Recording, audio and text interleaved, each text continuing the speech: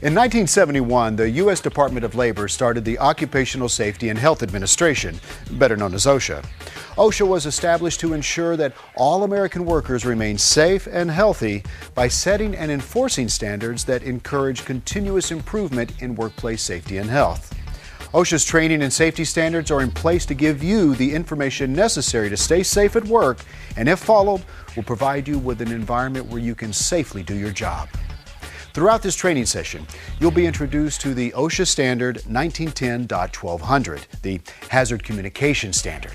The Hazard Communication Standard covers all physical forms of chemicals such as liquids, solids, gases, vapors, fumes, and mists that may be present in the workplace.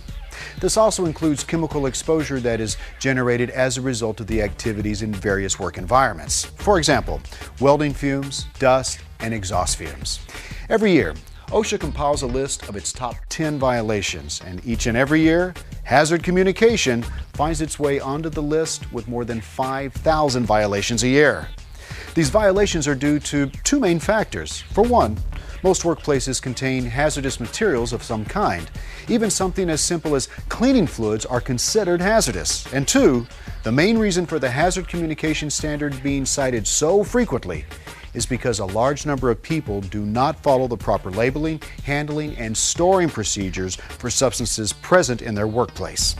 In this presentation, we'll be discussing what you need to know about proper hazard communication, why you need to know it, and most of all, how to find the information that you have the right to know about working around hazardous materials.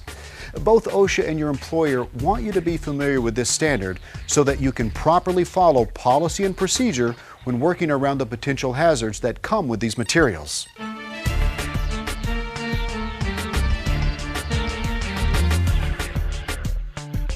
The OSHA standard for hazard communication, sometimes referred to as HAZCOM, is based on a simple concept. Employees have both a need and a right to know the hazards of chemicals they are exposed to when working.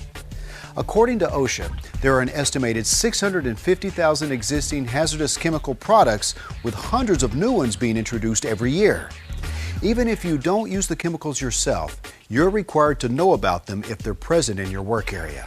You also need to know the protective measures available to prevent adverse effects from occurring.